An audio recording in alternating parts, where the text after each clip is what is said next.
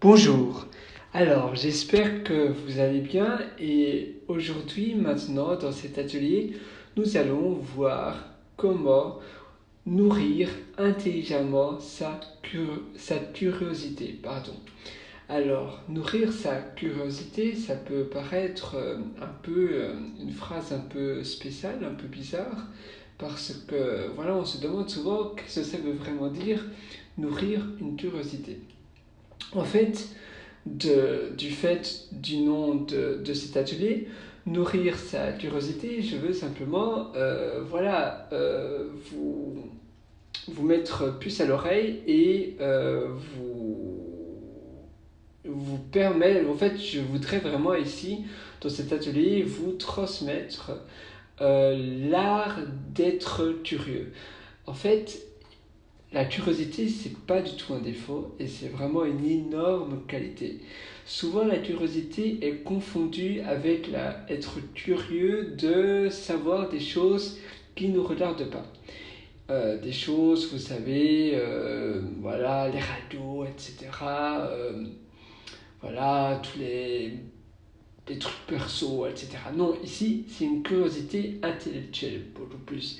Et plus une curiosité sur la vie.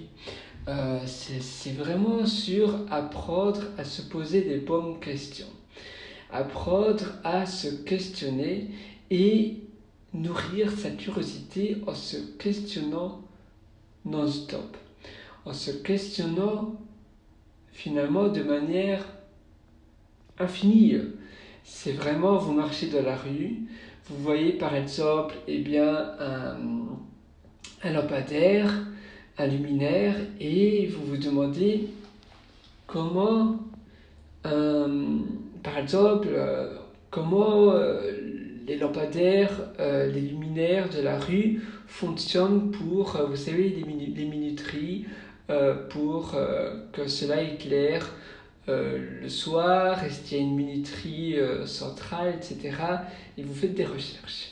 Vous faites des recherches sur Google, vous pouvez utiliser votre téléphone, vous savez, pour la reconnaissance vocale, donc directement faire des recherches oralement via votre montre intelligente ou bien votre smartphone, ou bien vous pouvez installer des applications de style Wikipédia et faire des recherches dessus également. Il y a mille et une manières. Et ça, c'est une première question. Mais en marchant dans la rue, ou en marchant un peu partout, dans votre village, dans la ville, dans votre pays, en règle générale, il y a tellement d'indices à se poser des questions. Il y a tellement de choses que l'on ne sait pas. Et c'est vrai, on se dit souvent, oui, c'est bien, en effet, il y a un milliard de choses que je ne sais pas, mais qu'est-ce que ça va m'apporter? En réalité, voilà, la manière de nourrir cette curiosité va nous donner des indices pour finalement, surtout si vous êtes jeune, et même si vous êtes plus âgé, ça va vous permettre de vous construire et de finalement savoir, voilà, au plus vous allez vous poser des questions, il y a des questions qui vont davantage vous plaire et qui vont davantage vous intéresser que d'autres. Et donc vous allez plus ou moins savoir votre centre d'intérêt et au fur et à mesure que vous allez savoir des choses, au fur et à mesure vous allez connaître des choses, vous allez aussi connaître beaucoup plus que la moyenne parce que malheureusement la moyenne ne se pose très peu de questions. Vous savez, et c'est vrai, c'est un peu triste à dire, mais la moyenne, la majorité des personnes ont finalement un QI très bas et sont des losers. Et c'est seulement 10 à 20% de la population qui réussissent. Et si vous vous posez des questions, vous allez non seulement réussir, mais également savoir beaucoup plus que la moyenne. Ça veut dire que voilà, vous allez vous poser plein de questions en marchant, dans les transports en commun, dans l'avion, chez vous, en voyageant, comme je vous disais, dans l'avion, etc. Un peu partout. si vous avez des enfants, eh bien, en éduquant vos enfants, vous allez tout le temps vous poser des questions, tiens, pourquoi c'est comme ça, comment ça se fait que ça fonctionne comme ça, et peut-être après, vous allez finalement trouver un centre d'intérêt. Ça veut dire un centre d'intérêt sur, parce qu'évidemment, quand on se pose des questions, on remarque aussi qu'il y a des choses qui ne fonctionnent pas correctement, ou bien qui fonctionnent, mais de manière qui ne devrait pas être. Parfois, ce sont les lobbies. Vous savez, les lobbies veulent que ça reste toujours de la même manière et vous, peut-être que vous allez trouver quelque chose qui est soi-disant tabou, qui est soi-disant caché. Et vous allez pouvoir vous battre contre une cause. Donc peut-être que vous allez découvrir une cause grâce à la manière de vous poser tout le temps des questions. Évidemment, vous n'allez pas trouver une cause ou bien un but grâce à ce questionnement continu directement. Ça prend un peu de temps, ça prend peut-être, je ne sais pas, parfois ça peut prendre jusqu'à 1 an, parfois ça peut, voilà, mais il faut vraiment être passionné, vous savez, au plus vous allez vous poser des questions, au plus finalement ça va devenir une habitude. C'est un peu, vous savez, maintenant on sort son téléphone de sa poche non-stop tout le temps, on ne se rend même pas compte qu'on le sort de sa poche. Eh bien, se poser des questions mentalement, ça va être pareil pour vous. Ça va être la même habitude, ça va être le même automatisme. Ça veut dire que non-stop, vous allez vous marcher. Vous savez, souvent, quand on marche, on pense à plein de choses et on ne se rend même pas compte que on veut penser. On ne se dit même pas avant, ah tiens, je dois penser. Non, ça vient tout seul. Eh bien, le questionnement, ça va aussi venir tout seul. Parce que le cerveau est très bien constitué finalement. En fait, au plus vous faites appel à quelque chose, à un signal dans votre cerveau, au plus votre cerveau va avoir de la facilité à communiquer avec cette information, avec ce signal. Il va rendre plus ou moins un chemin de campagne, il va le rendre en autoroute. Le chemin, on parle ici des connexions entre les neurones. Eh bien, c'est pareil pour la manière de penser. Si tout le temps, vous savez, les personnes qui pensent tout le temps négative, eh bien, elles vont voir tout noir, tout en noir, parce qu'au plus elles vont penser négativement, au plus le cerveau va rendre l'information négative facile. C'est-à-dire que, voilà, les petits ce qui était des petits chemins de campagne pour trouver l'information négative dans leur cerveau, et finalement est devenue une autoroute. Et cette chose, les personnes positives, c'est parce qu'elles pensent tout le temps positive, et alors le cerveau va illuminer toutes les choses positives que la personne voit. Et la même chose pour les choses négatives. Quelqu'un qui pense tout le temps négatif, eh bien, elle va directement voir tout en négatif et ne va même plus penser aux choses positives. Parce que le cerveau, c'est pas voir à la fois le positif et le négatif à la fois. Ça n'existe pas. Et on parlait évidemment ici de questionnement, c'est très différent, mais finalement, la manière dont le cerveau fonctionne est pareille. Ça veut dire que si vous prenez l'habitude de tout le temps vous questionner, eh bien, vous allez finalement vous questionner sans vous rendre compte.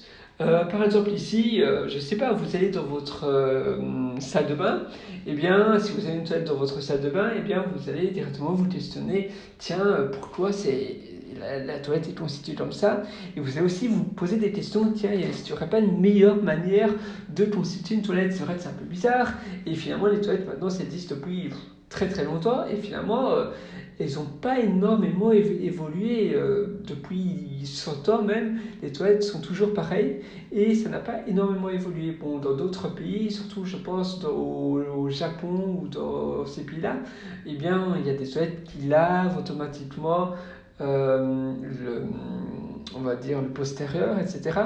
Et ce sont des toilettes intelligentes entre guillemets, mais sinon les toilettes n'ont pas énormément évolué. La même chose pour la brosse à dents. Bon, et maintenant il y a les brosses à dents électriques, mais la brosse à dents reste la même forme, ça reste finalement le même objet. Et pourtant, la forme d'une brosse à dents, en fait, c'est simplement une brosse miniature qui est faite pour brosser les dents. Mais est-ce qu'il faut vraiment une brosse pour brosser des dents? Ou bien peut-être le fait de brosser les dents n'est pas finalement la meilleure solution et finalement peut-être il y aurait une autre manière de laver les dents parce qu'en fait c'est pas brosser les dents mais c'est laver les dents qu'il faudrait parce qu'on se rend tous compte qu'en fait le fait de brosser les dents tous les jours ça abîme l'émail et ça déchausse également les dents parce que voilà on touche à chaque fois la gencive et au fur et à mesure les dents commencent un peu à se déchausser et l'émail commence à s'user. Surtout voilà, si on se brosse les dents 4 fois, 3 fois par jour, tous les jours, pendant toute une vie, et bien voilà, les conséquences sont de plus en plus aggravantes. Peut-être en fait il y a une meilleure manière de laver les dents, peut-être avec du liquide nettoyant et qui va partout et qui élimine vraiment toutes les saletés, etc., etc. Et en se posant des questions comme ça tout le temps, ah tiens, pourquoi une brosse à dents est à cette forme-là, etc. Ah tiens, pourquoi la toilette a cette forme-là? Ah tiens, pourquoi un pommeau de douche c'est comme ça? Comment fonctionne la pression de l'eau, etc. Et au plus vous allez vous poser des questions sur une chose, au plus vous allez trouver d'autres questions sur la même chose. C'est-à-dire que ici je parlais du pommeau de douche, et après de la pression de l'eau, et après de la chaleur de l'eau, et après vous savez, du jet, de l'efficacité, et après, mettons, si vous êtes dans un immeuble très haut, comment la pression de l'eau fonctionne, etc. Et finalement, une chose donne naissance à une infinité de questions. Et si vous posez une infinité de questions, évidemment, vous allez trouver des réponses. Évidemment, pour trouver des réponses, il faut se poser les bonnes questions. Donc, au plus vous allez vous poser deux questions, au plus vous allez formuler vos questions de meilleure manière. Parce que, évidemment, certainement, et c'est normal, les premières questions que vous vous posez ne sont pas les mieux formulées. Et le plus important, c'est formuler au mieux ces questions. Il y a mille et une manières de formuler des questions et au plus vous allez formuler vos questions de meilleure manière, et bien au plus vos réponses seront pertinentes. Et je vous conseille vraiment d'avoir une liste de questions, un peu une wide list. C'est Isaac, il me semble, attendez, je vais simplement vite essayer de retrouver ça, qui avait une whitelist, donc une liste de questions de pour toi. Ah oui, c'est ça, c'est Isaac Newton qui avait justement une whitelist. Et en fait, vous savez, Isaac Newton, c'est celui qui a trouvé la loi de la gravité, donc attendez, oui, donc voilà, la loi de l'attraction terrestre. Et c'est aussi une bonne raison, entre autres, parce qu'il avait une white list, une liste de pourquoi, vous savez, on a les to-do list, les to-do not list, les choses à faire, les choses à ne pas faire, et puis la liste des questions, des pourquoi. Et donc, Isaac Newton, eh bien, il cultivait une liste de questions. Et en fait, le fait de se questionner, le fait qu'il se questionnait tout le temps, constamment, l'a finalement mené à prendre conscience de la loi de l'attraction. Et sans ça, il n'aurait pas vraiment pu découvrir cette fameuse loi la loi terrestre, la loi de la gravité, la loi de l'attraction, la loi, cette fameuse loi qu'il a rendue finalement très célèbre. Et je vous conseille vraiment d'avoir également, comme lui maintenant, évidemment, vous ne devez pas avoir une liste nécessairement sur papier. Vous pouvez aussi avoir une liste, par exemple, sur, je ne sais pas, sur votre téléphone. Vous pouvez utiliser l'application, mettons, Memo. Maintenant, il y a une application Memo assez chouette que d'ailleurs j'utilise aussi. Vous avez certainement quelque chose de similaire sur votre Android. Si vous utilisez un téléphone Android, attendez, sur l'iPhone, je vais vite regarder. En fait, sur l'iPhone, vous avez l'application Memo et vous pouvez directement, si vous allez dans le Control Center, donc je ne sais pas en français, ça s'appelle le centre de contrôle certainement, et là vous pouvez ajouter l'application Memo et ainsi elle sera disponible directement depuis votre home stream, donc depuis vous savez, sans devoir déverrouiller votre téléphone, vous pouvez directement mémoriser des choses. Et donc en marchant, etc., vous ne devez pas écrire, ou bien avec votre montre intelligente aussi, vous pouvez faire pareil et directement dire plutôt les questions. Et après, tous les soirs, vous pouvez les réécouter et faire des recherches. Évidemment, vous ne devez pas mémoriser toutes les réponses. C'est pas vraiment ça le but. Mais le but, c'est vraiment s'enrichir comme ça.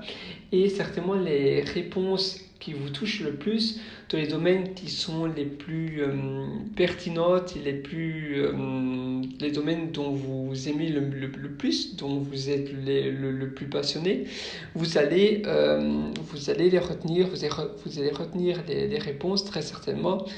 Et moi, ça va vous donner, voilà, vous allez devenir expert. Certainement après, vous allez trouver un domaine dans lequel vous pourrez, voilà, créer des formations, créer peut-être un podcast d'abord pour vous faire connaître. Vous pouvez d'abord commencer par un podcast, et puis après ce podcast, vous pouvez essayer de le retranscrire. Plusieurs émissions de podcast, si vous pouvez faire un podcast solo ou avec d'autres personnes que vous interviewez, et vous pouvez le retranscrire. Vous pouvez retrouver des retranscripteurs pour finalement pas très cher sur Fiverr, Fivver, ou bien Upwork, Upwork, ou plein d'autres sites, People per Hour, il me semble, PEOPLEPERHAOUR, donc personne par heure. C'est un site plus européen, donc il y a peut-être plus de facilité de trouver des personnes francophones. Vous savez, Threadlist, mais là, peut-être il y aura plus de difficultés à trouver des personnes francophones. Il y en a aussi. Et voilà, vous pouvez trouver des retranscripteurs, etc. Et après, vous pouvez aussi, oui, comme je vous disais, publier des formations, des articles de blog, etc. Retranscrire aussi, si vous aimez bien le format audio, retranscrire des fichiers audio comme je fais ici, en format blog, par exemple, en format article. Et vous pouvez même les proposer dans des journaux, si vous aimez bien les journaux. Bon, c'est un peu vieux, mais les personnes ne lisent plus beaucoup le journal, mais pour la preuve de notoriété, ça peut vraiment voilà, ça peut valoir le coup de faire ça, et ça dépend aussi de la thématique que vous touchez, les personnes que vous touchez. Donc évidemment, si vous touchez plus les personnes de 45 et plus, eh bien le journal peut toujours être un bon format. Donc voilà, vraiment, la curiosité, c'est vraiment, ça va donner naissance vraiment finalement à une pépite qui est cachée en vous et que vous n'avez pas encore trouvée. Et vraiment, je vous propose et voilà, faites-le dès ce soir, sinon vous n'allez pas le faire. Vous savez, il ne faut pas reporter à demain ce que l'on veut faire tout de suite. Donc vraiment faites ça, et en développant, c'est ça aussi de la beauté, en développant votre curiosité, donc voilà, en nourrissant votre curiosité, vous allez aussi nourrir votre singularité, donc votre ADN, votre caractère. Et c'est ça que je vous disais, vous allez vraiment trouver qui vous êtes, et donc vous allez après finalement toujours vous poser des questions. Après, vous allez voir sur finalement des choses qui se rejoignent, donc des choses en commun, des choses qui ont des similarités.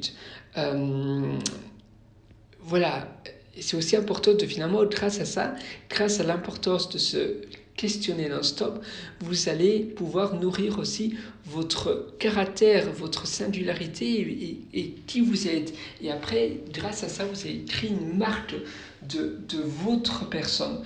Donc on est tous différents et on a tous quelque chose qu'on préfère ou qu'on fait plus intensément que d'autres.